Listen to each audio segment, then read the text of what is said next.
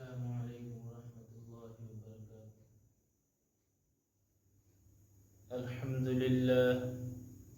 الحمد للہ وکفى وسلام الذین اصطفى اما بعد فاعوذ باللہ من الشیطان الرجیم بسم اللہ الرحمن الرحیم والعصر ان الانسان لفی خسر إلا الذين آمنوا وعملوا الصالحات وتواصوا بالحق وتواصوا بالصبر۔ اللهم صل على سيدنا محمد وعلى آل سيدنا محمد وبارك وسلم۔ اللهم صل على سيدنا محمد وعلى آل سيدنا محمد وبارك وسلم۔ اللهم صل على سيدنا محمد وعلى آل سيدنا محمد وبارك وسلم۔ محترم عزیزوں اور دوستوں، جیسا کہ ہم رمضان المبارک کے بابرکت مہینے سے گزرتے ہوئے تیزی کے ساتھ آگے بڑھ رہے ہیں، ہم کو اس کے اوپر غور کرنا چاہیے کہ کیا رمضان کی برکتوں کے ساتھ جس طرح ہم تیزی سے آگے بڑھ رہے ہیں، کیا رمضان المبارک کے موافق ہمارے اعمال بھی ویسے ہی ہو رہے ہیں؟ کیا ہمارے اعمال اس لائق ہیں کہ اللہ رب العزت ہم سے خوش ہو کر ہم سے راضی ہو جائے اور ہم کو دنیا سے 7 گنا زیادہ بڑی جنت عطا کر دے؟ کیا ہمارے کام اللہ کے نبی محمد رسول اللہ صلی اللہ علیہ وسلم کے طریقے کے موافق ہو رہے ہیں؟ کیا ہم نے ان دنوں میں، ان مبارک ایام میں اللہ رب العزت کی بندگی کرنے میں کچھ اضافہ کیا ہے، یا روزمرہ وہی جو کام کر رہے تھے ہم وہی کر رہے ہیں؟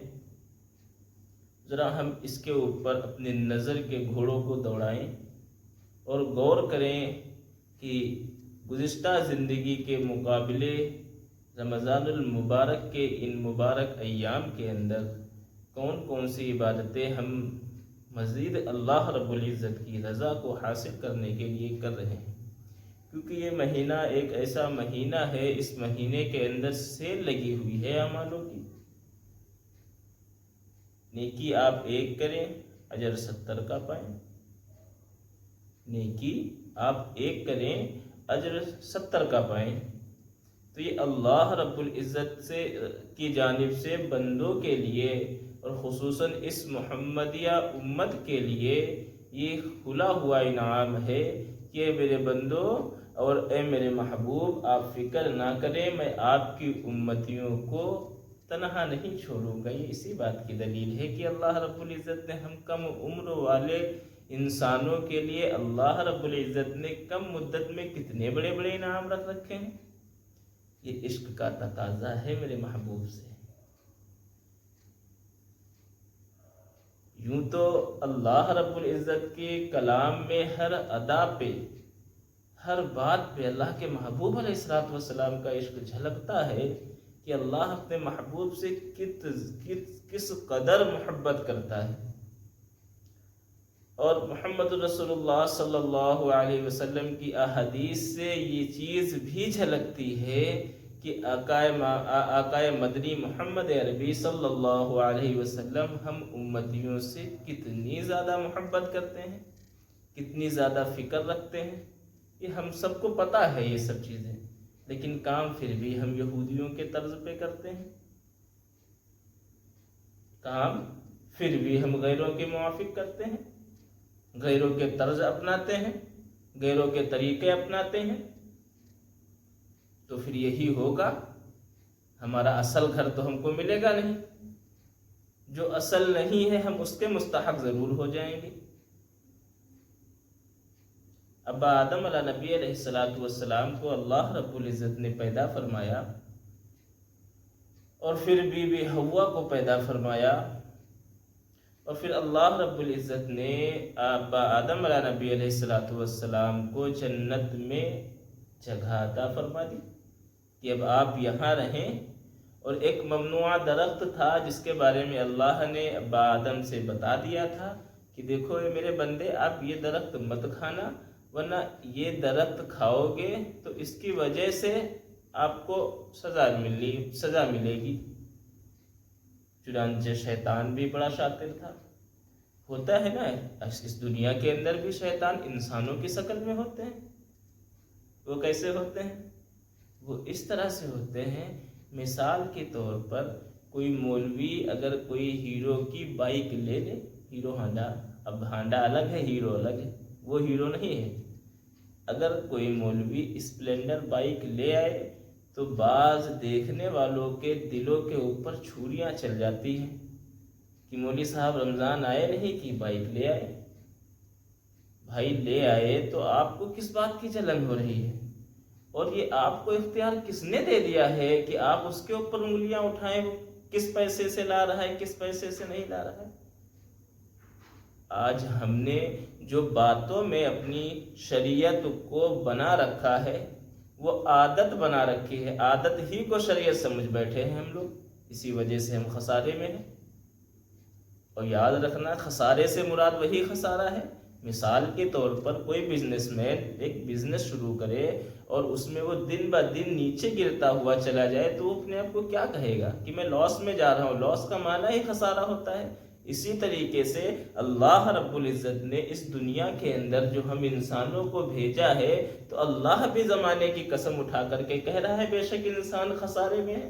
خسارے سے مراد یہی مراد ہے کہ دن بہ دن انسان لاس پہ جا رہا ہے، دن بہ دن گرتا ہوا جا رہا ہے۔ یوں مان لیجئے کہ جو وقت، جو لمحات آج ہم کو یہ 22ویں رات میں مل رہے ہیں، رمضان المبارک کے آخر عشرے کی 22ویں رات میں جو یہ لمحات ابھی ملے ہیں ہم کو، کیا یہ آئندہ آنے والے دنوں میں ملیں گے؟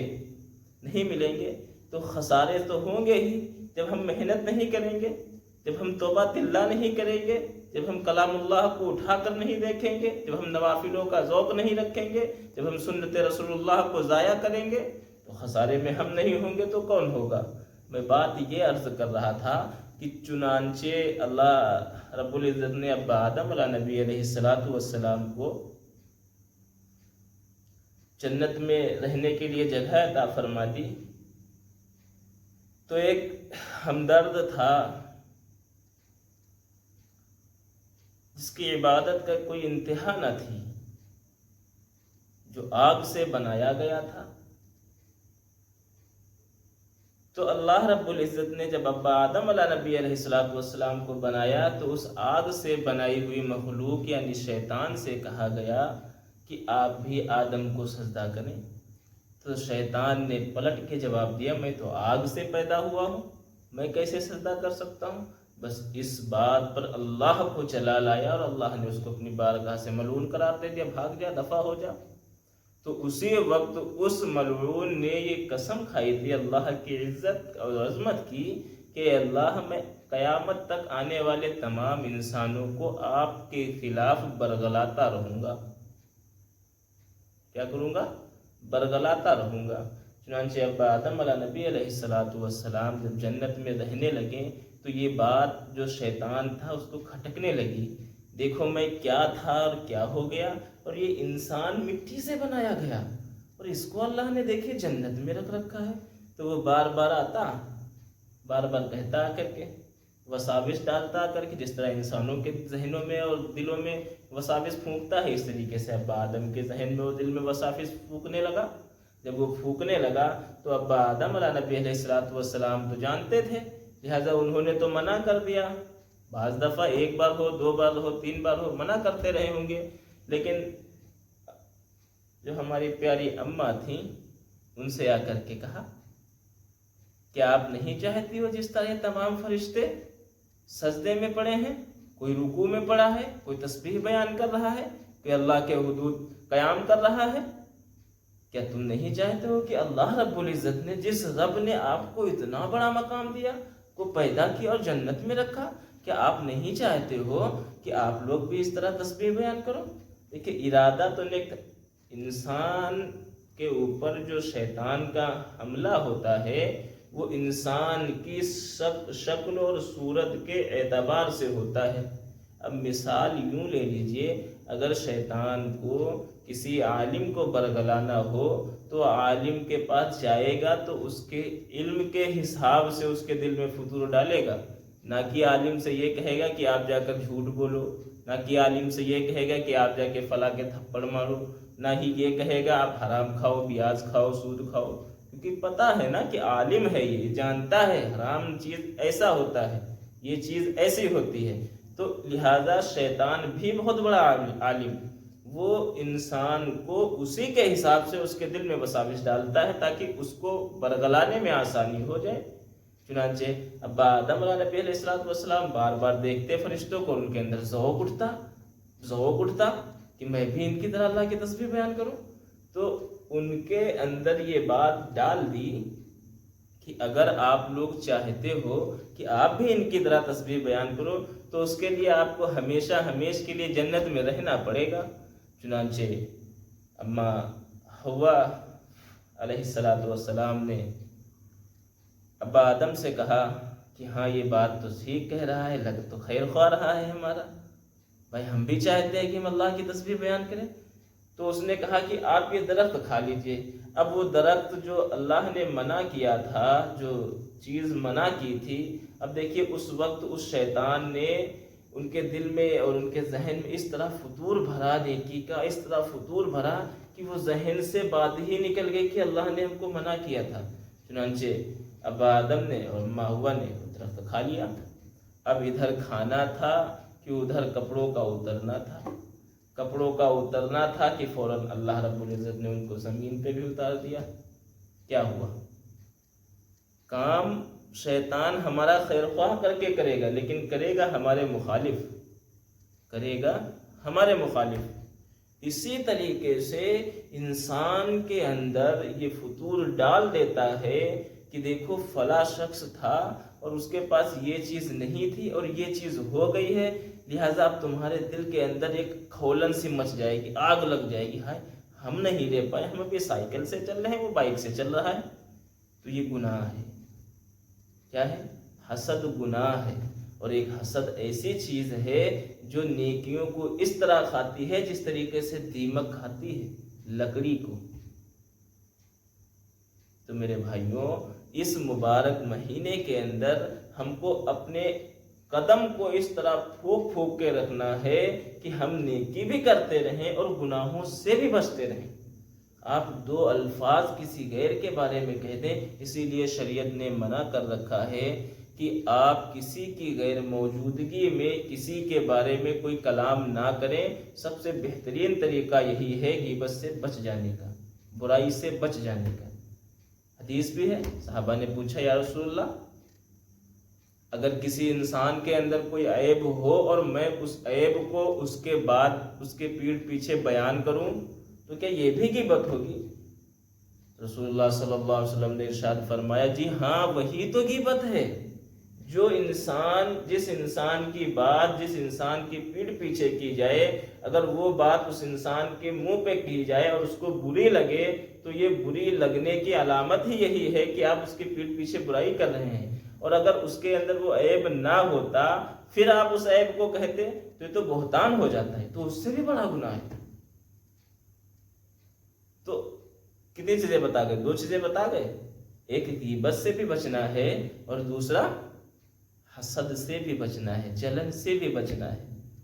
آج دیکھ رہے ہیں کہ انسان صبح اٹھتا ہے اور شام میں آتا ہے گھر میں، کیا لگا پڑا ہے، بس جنت کیسے بنے گی، دنیا کو جنت کیسے بنانا ہے۔ لیکن یہ ہمارے دماغ سے ہمارے دل سے یہ فطور نکل جاتا ہے کہ جنت تو آخرت میں ملنے والی چیز ہے، یہ دنیا تو امتحان کی جگہ ہے، دنیا تو امتحان کی جگہ ہے۔ ہم یہاں پہ آئے ہی آزمائش کے لیے گئے ہیں، ہم کو یہاں پہ اعمال اور صبر اور استقامت کے ساتھ قدم بڑھا بڑھا کے چلنا ہے، اللہ کی رضا اور خوشنودی کو تلاش کرنا ہے، تاکہ ہمارا رب ہم سے راضی ہو جائے، اور کل جب ہم اس کے حدود پیش ہوں تو اللہ ہمارے اعمالوں کو دیکھ کر کے خوش ہو جائے، اور جب ہمارا اللہ ہم سے خوش ہو جائے گا تو اللہ کی تمام چیزیں ہمارے لیے ہوں گی نہیں ہوں گی۔ تو اسی چیز کو مد نظر رکھتے ہوئے ہم آج 22 رات ہو گئی ہے، کم سے کم ہم اس چیز کے اوپر غور و فکر کریں کہ ابھی تک جو 22 روزے گزر چکے ہیں، 22 راتیں گزر چکی ہیں، ہم نے ان راتوں کو مد نظر رکھ کر کے ابھی تک کیا کیا کیا ہے، ایسے کون سے اعمال کیے ہیں جس کے اوپر پختگی سے یقین ہو کہ ہاں ہمارا یہ اعمال، ہمارا یہ عمل ہم کو جنت میں لے جانے کے لیے کافی ہے۔ کسی کو نہیں ہو سکتا یہ تو وہاں پتہ چلے گا کون مقبول ہے کون مردود ہے، کیا خبر تجھ کو انسان کی کیا کون ہے، جب تلیں گے عمل سب کے میزان پر، جب تلیں گے عمل سب کے میزان پر، تب چلے گا پتہ کہ کھوٹا کھرا کون ہے۔ تو میرے بھائیوں، اس دنیا کے اندر رہ کر کے کسی کے بارے میں یہ تصور کرنا کہ یہ انسان ایسا ہے یا وہ انسان ویسا ہے، دیکھیں اس چیز کے لیے شریعت نے منع کیا ہے، اس چیز کے لیے شریعت نے منع کیا ہے۔ آج ہم جو دیکھ رہے ہیں مثلا مسجدوں کے اندر جو چھوٹے چھوٹے بچے جاتے ہیں، ہم بعض لوگوں کی عادت ہوتے ہیں، وہ مسجد کے کھوٹے کہے جاتے ہیں، مسجد کے جو کھوٹے کہے جاتے ہیں، ان لوگوں کی بوڑھے میاں کی عادت ہوتی ہے کہ کس کا بچہ ہے یہ آ گیا ہے، اس نے نماز خراب کر دی، یہ خراب کر دی، یہ خراب کر دی، تو اس کے والدین اٹھ کے اس کو پکڑ کے زور زور سے لگا دیتے ہیں، اس کو بھگا دیتے ہیں۔ اب اگر آپ یہ عمل بچوں کے ساتھ کریں گے تو کیا اس عمل کا شریعت اجازت دیتی ہے؟ اللہ کے نبی علیہ الصلوۃ والسلام کے زمانے میں تمام میٹنگیں، تمام مجلسیں مسجد نبوی میں ہوتی تھیں، اور تمام بچے آتے تھے۔ حسن حسین تو اللہ کے نبی علیہ الصلوۃ والسلام خطبہ دے رہے ہوتے تو ممبر پہ آ کر بیٹھ جاتے تھے، آپ نماز پڑھ رہے ہوتے تھے تو آپ کے کندھے پہ آ کر بیٹھ جاتے تھے، آپ کی پیٹھ پہ آ کر بیٹھ جاتے تھے۔ کیا وہاں پر ممانعت نہیں دکھائی گئی؟ پھر آج ہم کیوں اپنی بات کو، اپنے اصول اور آداب کو جو ہے شریعت میں داخل کر رہے ہیں؟ تو یہ شریعت کے اندر اپنی چیز کو داخل کرنا یہ بھی بہت بڑا جرم ہے، اس کے بھی فائدے اس کے بھی نقصانات بہت زیادہ ہوں گے۔ اب جو بچہ اس وقت میں پٹ کر کے مسجد سے باہر بھاگ جاتا ہے، کیا آپ کو لگتا ہے یہ بڑا ہونے تک یہ دوبارہ بچہ اس مسجد کے اندر آئے گا؟ وہ تو یہی سوچے گا وہاں جاؤ گے ابا پیٹ دیں گے، ابا پیٹ دیں گے۔ پٹوائے گا کون؟ بوڑھے میں تم کو دیکھے گا باہر تب بھی یہی کہے گا یہ ہے، یہ ان شکایت کے دن تھا۔ کون ہے؟ یہی ہے، یہ ان شکایت کے دن تھا۔ پھر کیا جواب دیں گے آپ؟ تو یہ نفرتیں اور عداوتیں نہ بچوں کے اندر بھریں، نہ ہی اپنے دل کے اندر بھریں کسی کو لے کر کے۔ چنانچہ ہم انسان جنتی والد کی اولاد میں سے ہیں، یعنی ابا آدم علیہ نبی علیہ الصلوۃ والسلام کی اولاد میں سے ہیں۔ تو جو شیطان ہمارے ذہن کے اندر فطور ڈالتا ہے وہ یہی ڈالتا ہے کہ دیکھو تم جنتی، تمہارا مزاج بھی جنتی۔ یہ واقعی حقیقت ہے، اللہ نے جنت بنائی ہی اپنے بندوں کے لیے، اور جو انسان جہاں سے آتا ہے اس کو لوٹ کر وہیں جانا ہوتا ہے۔ ہم جنت سے نکالے گئے ہیں، واپسی بھی اللہ کہہ رہا ہے تمہارا ٹھکانہ بھی جنت ہے، لیکن اس کے لیے کچھ اصول و آداب ہیں جو آپ کو کرنے ہیں یہاں پر، وہ آپ کر کے اللہ کے حدود پیش ہوں گے، اللہ آپ کو آپ کے گھر واپس ہی بھیج دے گا۔ ہوتا ہے نہیں ہوتا ہے؟ تو یہ جو رفتہ رفتہ جو چل رہا ہے، جو اللہ اپنے کلام میں فرما رہا ہے، والعصر، زمانے کی قسم ہے میرے محبوب، میں آپ کے مبارک زمانے کی قسم کھا کر کے کہہ رہا ہوں، ان الانسان لفی خسر، بے شک انسان کے بارے میں کہا گیا ہے، خالی مسلمانوں کے، پوری کائنات کے انسان خسارے میں ہیں۔ خسارے سے مراد یہی مراد مفسرین فرماتے ہیں کہ جو ہمارا رفتہ جو دن اور جو برف کی مانند ٹپ زندگی کے لمحات ٹپک رہے ہیں، یہ ان کو کس طریقے سے ہم ضائع کر رہے ہیں، اور شیطان اسی پر محنت کر رہا ہے کہ ہر بندے کے وقت کو کیسے ضائع کرنا ہے، اور انسان کو کس طریقے سے دنیا کے اندر ملوث کر دیتا ہے۔ آج ہم بسا اوقات دیکھ رہے ہیں، دیکھیں شریعت کے اندر حلال کمانے کو منع نہیں کیا گیا ہے۔ آپ ضرورت کے تحت آپ جتنا عالی شان چاہیں مکان بنوا لیں، عالی شان گاڑی خرید لیں، عالی شان اپنے تمام ذرائع اور تمام سہولیت کے لیے وہ سارو سامان خرید لیں جو آپ کو آرام دہ ہوں، لیکن وہ حلال طریقے سے ہو۔ حلال سے مراد یہاں پر وہ حلال ہے کہ اس کے حاصل کرنے میں، یعنی محل اور گاڑیوں اور تمام اشیاء کو حاصل کر لینے سے اس کی محبت دل کے اندر نہ آئے، کیونکہ یہ دل خالص اللہ کی یاد کے لیے بنایا گیا ہے۔ اللہ نے دیکھیے دل کو اپنے لیے خاص کیا ہے، اللہ نے اس دل کو اپنے لیے خاص کیا ہے، نہ کہ دنیا کے لیے خاص کیا ہے۔ اسی لیے اللہ بار بار قرآن میں فرماتا ہے، کیا فرماتا ہے؟ والذین آمنوا اشد حبا للہ، اور ایمان والے شدید کا لفظ استعمال کرتے ہیں، بہت ہی زیادہ محبت کرتے ہیں اللہ رب العزت سے۔ تو جب انسان دنیا کی محبت کو اپنے اس دل کے اندر، جس دل میں اللہ کی محبت ہونی چاہیے تھی، جب انسان اس دل کے اندر دنیا کی محبت کو بھر لیتا ہے تو یہ اب معاملہ خسارے والے پہ پہنچتا ہے، نہ کہ ہم اس کے گمان میں کریں گے جو لوگ حلال کمائی سے اپنی چیزوں اور اپنی ضرورتوں کو اپنے اہل و عیال کے لیے خرچ کرتے ہیں، اپنی تمام چیزوں کو، ضرورتوں کو پورا کرتے ہیں، اپنی تمام خواہشوں کو پورا کرتے ہیں۔ شریعت نہیں منع کرتی ان چیزوں سے، لیکن طریقہ حلال ہونا چاہیے، کمائی حلال ہونی چاہیے۔ جب ان تمام چیزوں کو ہم اپنے سامنے رکھیں گے تب ہم کو ہمارے اعمالوں کا سامنا کرنا پڑے گا کہ کیا ہم ان تمام چیزوں کو لے کر کے دنیا کے اوپر حقیقتاً چل رہے ہیں یا نہیں چل رہے ہیں، یا خالی دنیا کے اندر کمانا، کھانا اور سو جانا۔ بھائی سونے کے لیے اللہ نے قبر بنائی ہے۔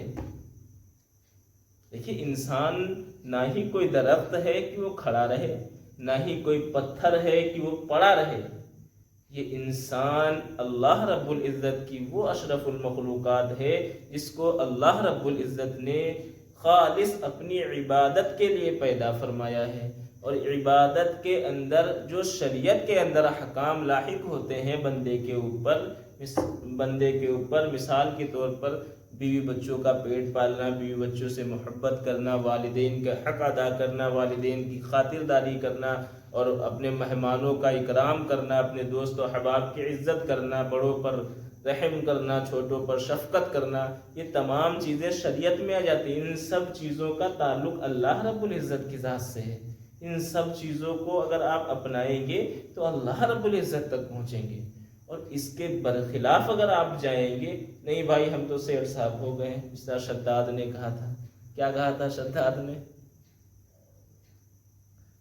اس زمانے میں حضرت نوح علیہ السلام کی جب کشتی میں مسلمان سوار تھے، تو جب مسلمان کا ایک جگہ پہ رک جانے کے بعد تمام مسلمان فوت ہو گئے، اس کے بعد حضرت نوح علیہ السلام سے 3 بیٹے ہوئے، اور 3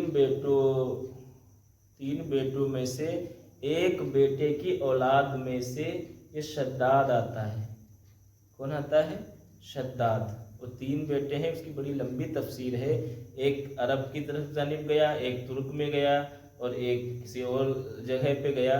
تو اس طرح سے آدم ثانی جو کہا جاتا ہے سیدنا نوح علیہ السلام کو اسی لیے کہا جاتا ہے کیونکہ دوبارہ جو دنیا کے اندر انسان پیدا ہوئے، بنائے گئے، تو حضرت نوح علیہ السلام سے ہی چلا ہے۔ آدم اول ابا آدم علیہ نبی علیہ السلام، اور آدم ثانی سیدنا نوح علیہ السلام۔ تو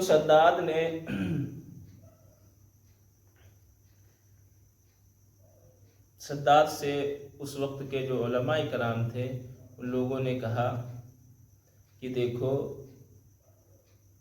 آپ کے پاس عزت ہے، جاہ و جلال ہے، رتبہ ہے، پیسہ ہے، سب چیزیں ہیں، میں ان سب چیزوں کا نفی نہیں کرتا ہوں، سب کچھ ہے آپ کے پاس، پوری دنیا پہ آپ کی حکومت ہے، لیکن اس کے ساتھ ساتھ آپ اللہ رب العزت کی فرما برداری کریں، اللہ رب العزت سے مانگیں۔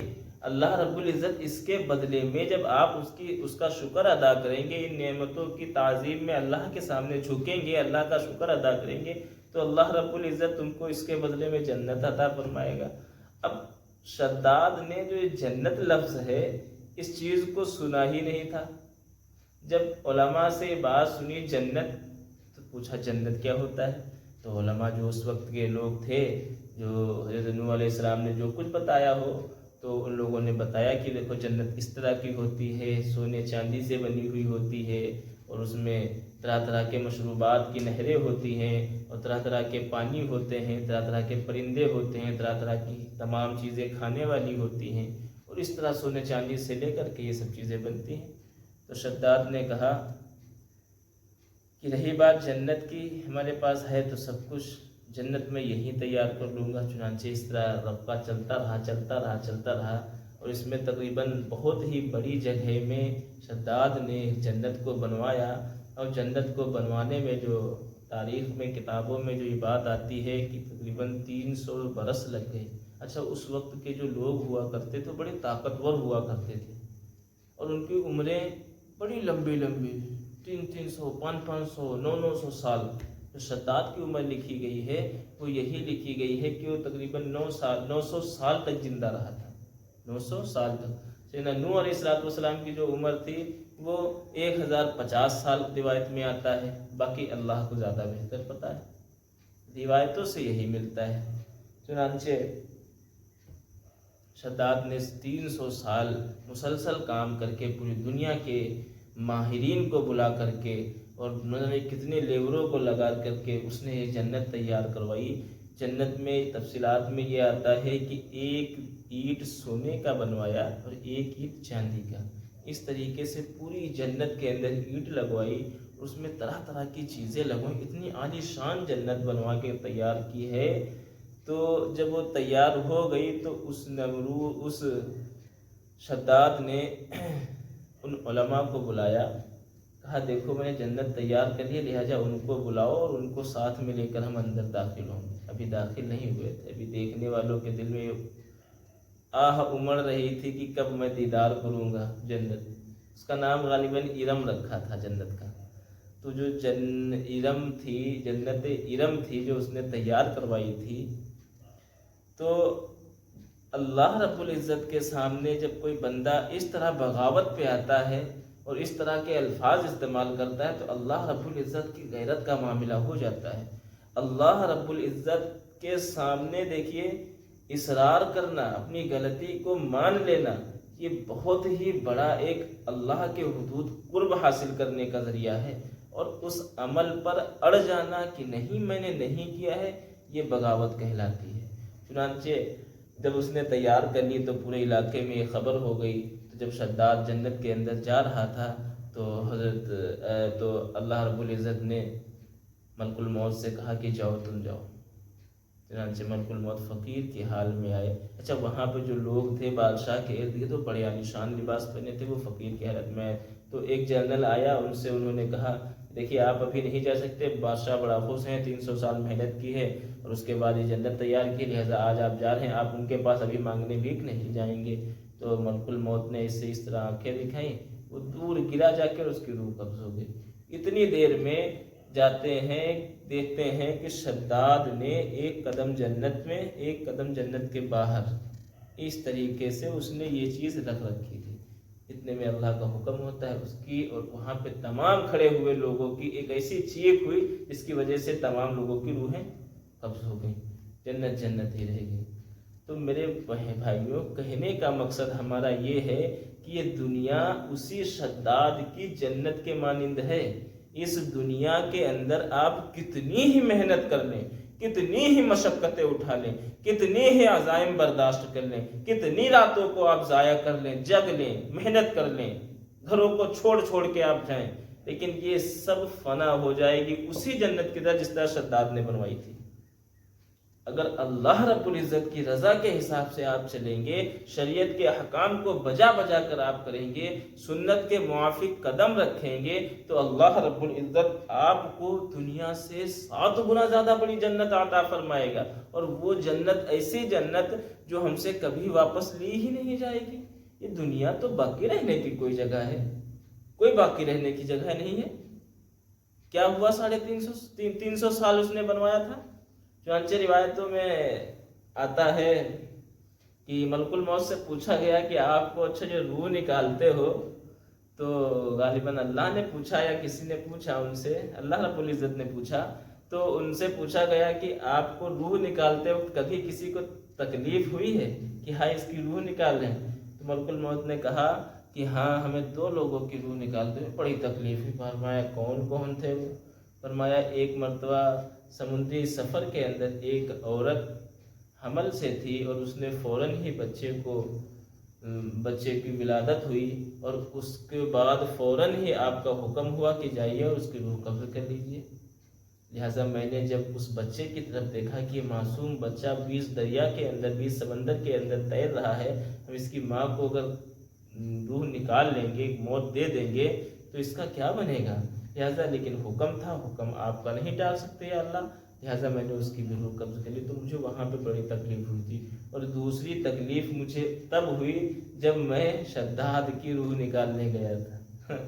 شداد، وہ شداد جس نے 300 سال مسلسل محنت کی اور خزانے کے انبار لگا دیے، رب اتنی اونچی اونچی دیواریں اور تمام سونے اور چاندیوں سے، اس قدر اس میں چمک اور لائٹ تھی کہ جب سورج کی روشنی پڑتی تو وہاں پر کھڑے ہو کر کے ان کو دیکھنا ہی مشکل تھا۔ اس کے اندر شہد کی نہریں، دودھ کی نہریں، مشروبات، طرح طرح کی چیزیں، یاقوت اور ہیروں اور موتی کے لگائے ہوئے جواہرات، اس کے اندر کتنی قیمتی جنت اس نے تیار کی ہوگی۔ لہٰذا ملک الموت کہتے ہیں کہ جب میں اس کی روح قبض کر رہا تھا تو میں یہ سوچ رہا تھا کاش ایک بار یہ دیکھ لے، اس لیے میں اس کے اوپر افسوس کر رہا تھا۔ تو اللہ رب العزت نے کہا ملک الموت، تمہارا رب تم سے زیادہ بہتر جانتا ہے۔ تم نے 2 مرتبہ رحم اور ترس کی نگاہ سے دیکھا، لیکن دیکھا تم نے دونوں مرتبہ ایک ہی انسان کو۔ فرمایا جی؟ کہا ہاں، جو وہ بچہ اس دن کشتی کے اندر تھا، جس کی ماں کو آپ نے موت دی تھی، وہ بچہ بھی شداد ہی تھا، اور جو آج جس کی آپ نے روح نکالی وقت آپ نے کہا کہ ہمیں اس کے اوپر رحم آیا، وہ بھی یہ شداد ہی، وہی شداد تھا۔ اس کے اوپر بڑی تفصیل سے علماء نے محنت کر کے اس پہ بہت ساری چیزیں لکھی ہیں کہ وہ کس طریقے سے اس سمندر سے باہر آیا، اور کس طریقے سے اس کی پرورش ہوئی، اور کس طریقے سے اس کو سرما لگانے کی وجہ سے خزانے زمین کے دکھنے لگے۔ اللہ کی طرف سے تھا، دکھانا تھا، عبرت کے نشان بنانا تھا انسانوں کے لیے، لہٰذا اللہ رب العزت نے بنایا۔ تو میرا کہنے کا مقصد یہ ہے کہ میرے بھائیوں، یہ دنیا چند روزہ زندگی ہے، اس دنیا کو اللہ رب العزت کی رضا کے لیے استعمال کرو، نہ کہ دنیا کو جنت بنانے کے لیے استعمال کرو۔ میں یہ نہیں کہتا، میں بار بار یہی بول رہا ہوں، آپ حلال رزق کمائیں، آپ جتنا زیادہ ہو سکے اتنا زیادہ کمائیں، لیکن شریعت کے اندر مداخلت کو نہ برداشت کریں، شریعت کے احکام کو نہ چھوڑیں، شریعت کے کوئی بھی ایسے کام کو نہ کر بیٹھیں جو کام شریعت سے ثابت ہی نہیں ہے، جس کو کام کرنے سے اللہ ناراض ہوتا ہو۔ مثال کے طور پر آپ اس قدر دنیا کے اندر ملوث ہو جائیں کہ فرائض چھوڑ دیں، بالکل اسی طرح جس طرح شداد نے چھوڑا۔ ہمارے پاس سب کچھ ہے، اس طریقے سے انسان بھی آج کا کہتا ہے ہم کو کیا مانگنے کی ضرورت ہے۔ دیکھتے ہیں کس طرح سے لوگ آتے ہیں اور فرض نماز پڑھتے ہیں، ٹھکا ٹھک بھاگ جاتے ہیں، نہ سنت سے مطلب، نہ نفل سے مطلب، نہ دعا کرنے سے مطلب۔ کیا ہے یہ امت محمدیہ ہے۔ اللہ کے نبی علیہ الصلوۃ والسلام کے طریقے کو اپنی زندگی کے اندر لاؤ، پھر دیکھو کس طریقے سے اللہ رب العزت تمہاری زندگی کو خوشگوار کرتا ہے۔ خالی رمضان خاص نہیں ہے عبادت کے لیے، ہاں رمضان کی فضیلتیں بے انتہا ہیں۔ محقق فرماتے ہیں کہ اس رمضان المبارک کا ایک لمحہ کسی انسان کو اگر میسر ہو جائے تو اس ملعون کے لیے، ولی بننے کے لیے وہ لمحہ ہی کافی ہے۔ تو کس قدر اللہ رب العزت رمضان المبارک کے اندر اپنی رحمتوں اور برکتوں کو نازل فرماتا ہوگا۔ لیکن یہ رمضان اگر ہم غور سے دیکھیں تو رمضان ہم کو دکھاتا ہے کہ دیکھیں جس طریقے سے ہم احتیاط برتتے ہیں، گناہوں سے بچتے ہیں، جس طریقے سے ہم اللہ رب العزت کی فرما برداری اور اللہ رب العزت کی عبادت کے لیے اس مہینے کے اندر وقت نکالتے ہیں، اسی طریقے سے اگر ہم چاہیں تو آئندہ آنے والے 11 مہینے میں بھی اللہ رب العزت کی اسی طریقے سے فرما برداری کر سکتے ہیں، اسی طریقے سے عبادت کر سکتے ہیں۔ لیکن انسان کرنا چاہے گا تبھی تو کرے گا، جب کرنا ہی نہیں چاہے گا تو کیا کرے گا؟ تو مین مقصد یہی ہے کہ شیطان کی کمر کو توڑیں۔ شیطان کس طریقے سے لوگوں کو برگلاتا ہے، میں نے ابھی بتایا کہ شیطان مزاج جنت بنا کر کے ہم کو دنیا کے اندر ملوث کر دیتا ہے۔ حالانکہ آج تک پوری انسانیت کے اندر آپ سرچ کر لیں، کوئی بھی ایسا انسان نہیں ملے گا جس نے دنیا کے اندر جنت بنائی ہو، کوئی بھی نہیں ملے گا۔ عالیشان گھر بنا سکتے ہیں، گھر بن بھی جاتا ہے تو اس میں رہنا ان کا مقدر نہیں ہوتا، جس طرح سردار نے بنوائے گھس پایا اندر، نہیں گھس پایا۔ اس طریقے سے دنیا کے اندر مر کے کام کرتے ہیں، مر کے کام کرتے ہیں، اپنی پوری ہستی اپنی پوری عمر بتا دیتے ہیں، لیکن آرام و عیش کام کرتا ہے، آنے والی نسلیں کرتی ہیں۔ اب وہ نسلیں غلط کام میں استعمال کرتے ہیں یا دین کے کام میں استعمال کرتے ہیں، یہ اللہ کے اختیار میں، وہ تمہاری کمائی کے اوپر جاتا ہے۔ اگر تمہاری کمائی حلال ہے تو ہو سکتا ہے اللہ رب العزت تمہاری نسلوں کے اندر ایسے لوگ پیدا کرتے جو دین کے اوپر خرچہ کرے تمہاری رقم کو، ورنہ ایسے بھی لوگ ہوتے ہیں جو شراب اور عیاشی اور تمام فضول کاموں کے اوپر لگا دیتے ہیں۔ اس کا اجر کون لے گا؟ ہم ہی لیں گے نا، کو کماتے ہیں۔ لہٰذا ہر چیز کی ایک حد ہوتی ہے، جب بندہ حد سے آگے تجاوز کرتا ہے، حد سے آگے بڑھتا ہے، تو اللہ کو اس کے حد سے آگے بڑھنے والا معاملہ نہیں پسند آتا ہے۔ لہٰذا ہم کو احتیاط کے طور پر ہر چیز اپنے قدم با قدم علماء سے رابطہ رکھ کر کے رکھنا چاہیے، اور ہر چیز میں اللہ کی رضا کو تلاش کرنا چاہیے، نبی پاک صلی اللہ علیہ وسلم کے طریقے کو تلاش کرنا چاہیے۔ ہر چیز انسان کے اندر نہیں ہوتی، ہر چیز انسان کی رضا مقصود نہیں رکھتی۔ میرے بھائیوں، یہی بات تو سمجھانے کے لیے بیٹھا ہوں کہ انسان کی رضا کے لیے ہم اس خالق کی ناراضگی کو اپنا لیتے ہیں جس خالق کے پاس ہم کو لوٹ کر جانا ہے، جس خالق سے ہم کو بخشش مانگنی ہے، جس محبوب علیہ الصلوۃ والسلام نے ہمارے لیے راتوں کو اٹھ کر روئے ہوں، تکلیف میں تڑپے ہوں۔ یا اللہ میری امت کے اوپر رحم فرما دیجئے۔ آج ہم اسی محبوب علیہ الصلوۃ والسلام کی سنتوں کے جنازے نکال رہے ہیں۔ ہم کو شرم آنی چاہیے، ہم کو دیکھنا چاہیے کہ کیا میں اپنے محبوب نبی علیہ الصلوۃ والسلام کا سامنا کل قیامت کے دن وہاں پر کر پاؤں گا؟ اور شفاعت سب کو ہمارے محبوب کی چاہیے، ان کے شفاعت کے بغیر ہم ایک پتا کیا، ایک انسان بھی دنیا کا ایک انسان جو ایمان والا ہو، جو مسلمان ہو اور وہ جنت میں چلا جائے، نہیں جا سکتا۔ آج ہمارے اعمال ایسے ہیں، ہم کو کیا لگتا ہے کہ ہمارے اعمال اس نہج پر ہیں کہ ہم اللہ کے سامنے اپنے اعمالوں کو پیش کر کے اللہ سے کہیں اللہ مجھے جنت دے دیجئے؟ ہمارے اعمال یہ نہیں ہے، یہ صرف اللہ کا فضل اور محمد الرسول اللہ صلی اللہ علیہ وسلم کی دعاؤں کا سرمایہ، ان کی شفاعت کا ذریعہ ہوگا کہ ہم کو اللہ رب العزت اپنے فضل اور کرم سے اور اپنے احسان سے اپنے جنتوں کے اندر ہم سب کو داخل کرے گا۔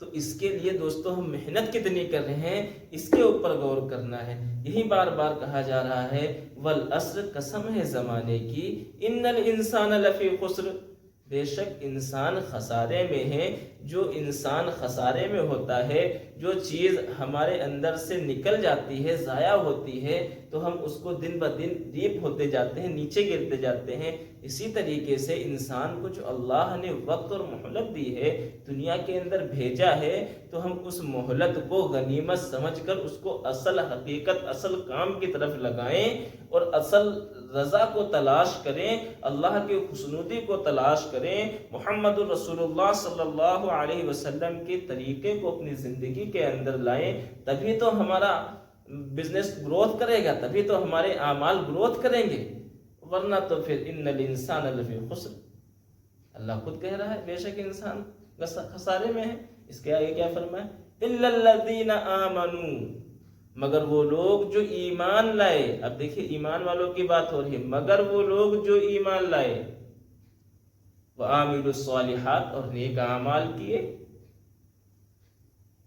وتواصوا بالحق، اور حق بات کی تلقین کی، حق بات کے اوپر جمے رہے، حق بات کو مضبوطی سے پکڑے رہے، وتواصوا بالصبر، اور جب کوئی تکلیف آتی، جب کوئی ایسی بات پیش آتی تو اس پہ صبر کرتے۔ ایسے ہی لوگ ایسے ہی انسان اللہ کو پسند ہیں۔ تو تو میرے بھائیوں یہ ایک ایسی صورت ہے جو چھوٹی بھی بہت زیادہ ہے، اور اس کے اندر جو مفسرین فرماتے ہیں اور امام بخاری رحمۃ اللہ علیہ بھی فرماتے ہیں کہ اگر انسان کی رہنمائی اور ہدایت کے لیے فقط یہ ایک صورت ہی نازل کر دی جاتی تو یہ بہت کافی تھی، بہت کافی تھی۔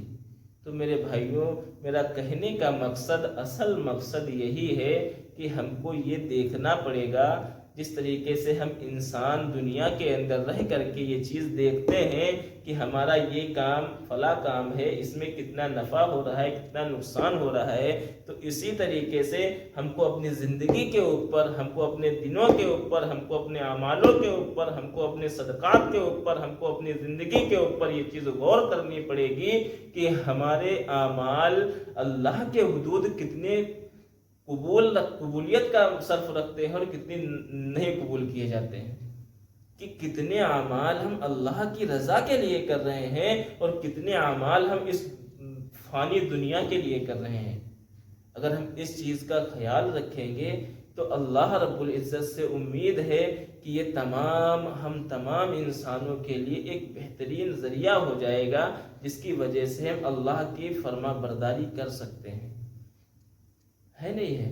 اب کوئی عقل مند انسان یہ تو نہیں چاہے گا کہ ہم 20 روپے کا سامان بھریں اور وہ 20 روپے 40 میں نہ ہو بلکہ 10 روپے میں ہو جائے، کوئی نہیں چاہے گا۔ تو عقل مندی کا تقاضا یہی ہے کہ جب ہم 20 روپے لگا رہے ہیں تو ہمیں 20 روپے کا حساب دیکھنا پڑے گا کہ یہ 20 روپے ہمارے 40 میں کیسے بدلیں گے، اور اگر بدلیں گے تو اس کے لیے ہم کو کیا کرنا پڑے گا۔ بالکل اسی طریقے سے ہم انسانوں کو یہ بھی سوچنا چاہیے کہ ہم دنیا کے اندر اللہ رب العزت نے اپنے فضل سے ہم کو بھیجا ہے، پھر ایمان والوں کے گھروں کے اندر بھیجا ہے، پھر اس میں مزید کرم فرما کر اپنے مبارک مہینے کے اندر بھیجا ہے، اور اس مبارک مہینے کے اندر ہم کو ایسے کون سے عمل کرنے چاہیے جن عملوں کا فائدہ بہت زیادہ ہو۔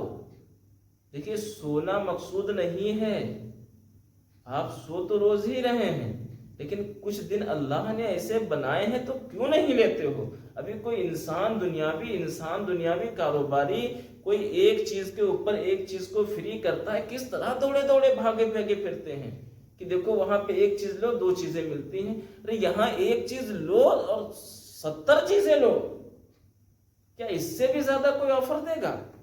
یہ ہمارے کریم رب کی ذات ہی تو ایسی ہے جو اللہ نے اپنے محبوب علیہ السلام سے وعدہ کیا ہے کہ میرے محبوب آپ پریشان نہ ہوئیے، ہم آپ کے بعد آپ کی امت کا خیال رکھیں گے، آپ کی امت کو بخشیں گے۔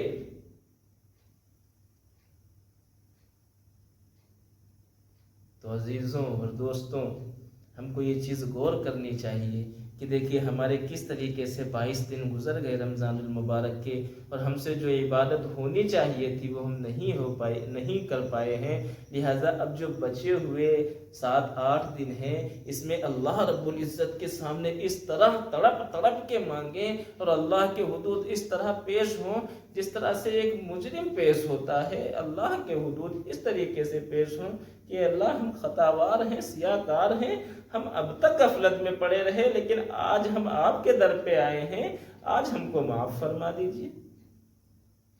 اور مبارک وہ لوگ جن لوگوں نے اعتکاف کا اہتمام فرمایا ہے، آخری عشرے کا اعتکاف، اللہ رب العزت سے دعا ہے کہ اللہ رب العزت ان تمام معتکفوں کا اعتکاف قبول فرمائے اور ان تمام معتکفین کے اعتکافوں کے صدقے اور توفیل میں ان کی محبتوں اور ان کی عشق کے توفیل میں اس عاجز کے بھی اعتکاف کو قبول فرمائے۔ ہے تو اس لائق نہیں، لیکن اللہ نے اپنی کرم نوازی سے، اپنے فضل اور اپنے احسان سے اس عاجز کو بٹھا دیا ہے، تو ہم آپ لوگوں کی خدمت کر رہے ہیں۔ اللہ رب العزت سے دعا کریں کہ اللہ رب العزت ہم سب کو کہنے سننے سے زیادہ عمل کی توفیق عطا فرمائے۔ ہماری بات آپ لوگوں کو سمجھ میں آئی ہے یا نہیں آئی ہے، کم سے کم یہ چیز بول تو دیا کریں، یہ چیز بتا تو دیا کریں۔ اگر کوئی سوال ہو، کوئی بات ہو تو آپ پوچھ سکتے ہیں۔ تو اصل یہاں پر جو بات کی گئی ہے وہ یہ کی گئی ہے کہ ہم کو یہ چیز اپنی زندگی کے اندر دیکھنا پڑے گا کہ ہم خسارے میں ہیں یا فائدے میں ہیں. اور خسارہ اور فائدہ یہاں دنیا کی ترقی سے مراد نہیں ہے بلکہ آخرت کی ترقی سے مراد ہے. دیکھیے ترقی اور کامیابی اسی کو کہیں گے جو کامیابی ہماری باقی رہے. فانی ترقی کو ترقی نہیں کہیں گے. ہم 80 سال زندہ رہیں گے یہ پتہ ہے ہم کو, یا 50 سال زندہ رہیں گے یہ پتہ ہے کسی کو. پھر ہم یہ لمبے لمبے چھوڑے تمام چیزوں دنیا کے اندر رہ کر کے یہ ترقی, یہ پھلا تیر مار دیا اور پھلا دھنس بنا دیا, تو یہ سب چیزیں کر کے کیا ہم یہاں موجود رہیں گے؟ ارے بھائی ہمارے بعد, ہمارے مرنے کے بعد ہماری اولادیں بھی ہمارے لیے نہیں روتی ہیں. وہ روتے کس لیے ہیں؟ ذرا باریکی میں جائیں آپ. اگر کوئی کسی کا بیٹا یا کسی کے باپ فوت ہو جائیں تو اس کی اہلیہ رو رہی ہوتی ہے کہ میرا شوہر چلا گیا, اب میں بے سہارا ہو گئی. یہی کہتی ہے نا, اب میں کس کے سہارے رہوں گی؟ چنانچہ بیٹا میرا ابا چلا گیا, میں کس کی سرپرستی میں رہوں گا؟ بیٹی میری حمایت کون کرے گا؟ میرے ابو چلے گئے. مجھے کون لا کے دے گا؟ میرے ابو چلے گئے. مجھے بیاہ کے اپنے سسرالوں کو کون بھیجے گا؟ میرے ابو چلے گئے. اور جس کا بیٹا گیا ہوتا ہے, ہائے میرے بڑھاپے کا سہارا چلا گیا, ہائے میری بڑھاپے کی لاٹھی چلی گئی. کبھی کسی انسان کو یہ دیکھا ہے کہ وہ یہ کہہ کر کے رو رہا ہو, ہائے میرے اللہ, میرے والد آپ کے پاس آ گئے ہیں, لہذا آپ ان پر اسی طرح رحم کریے جس طریقے سے انہوں نے ہمارے اوپر ہماری پرورش میں رحم کیا. کبھی یہ کہہ کے کسی کو روتے ہوئے دیکھا ہے؟ کبھی کسی کو نہیں دیکھا ہوگا. اور موت کے بعد فوراً والد صاحب بھی مٹی کہلائے جاتے ہیں. تو ایسی زندگی میں ایسے لوگوں کے درمیان میں رہ کر کے ہم اس کریم رب کو بھول جاتے ہیں جو کریم رب ہم کو ہر وقت یاد رکھتا ہے, جو ہم سے کہتا ہے نحن اقرب من حبل الورید, میں تمہاری رگے جان سے بھی زیادہ قریب ہوں اے میرے بندے. چنانچہ سیدنا موسیٰ نبی علیہ السلام نے پوچھا, یا اللہ جب کوئی نیک بندہ آپ کو پکارتا ہے تو آپ کیسے جواب دیتے ہیں؟ تو اللہ رب العزت نے فرمایا میں فوراً اس کے سوال کا جواب دیتا ہوں, اے میرے بندے بتاؤ کیا بات ہے.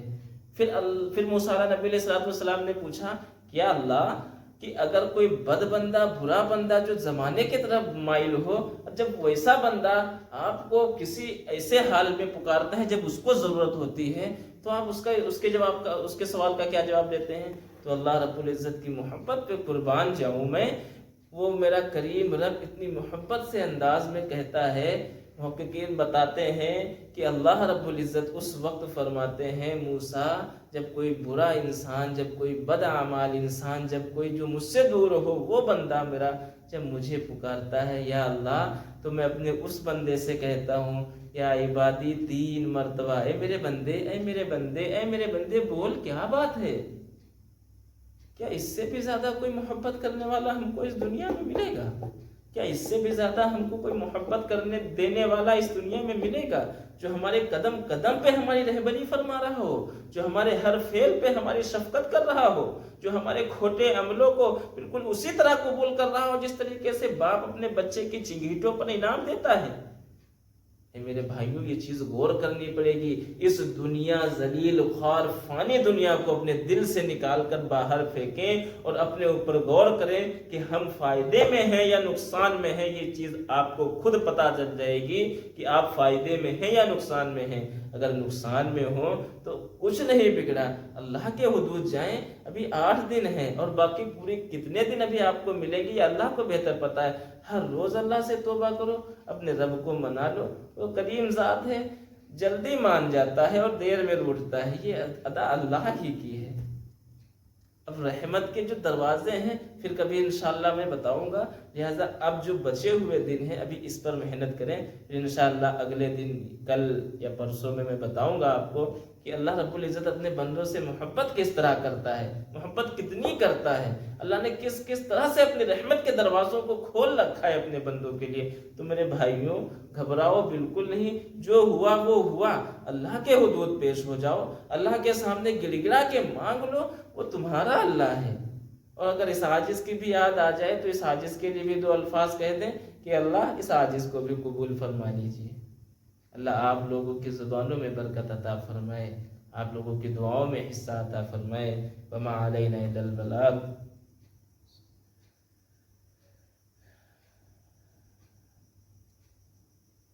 سبحان ربك رب العزة عما يصفون وسلام على المرسلين والحمد لله رب العالمين أجمعين برحمتك يا أرحم الراحمين۔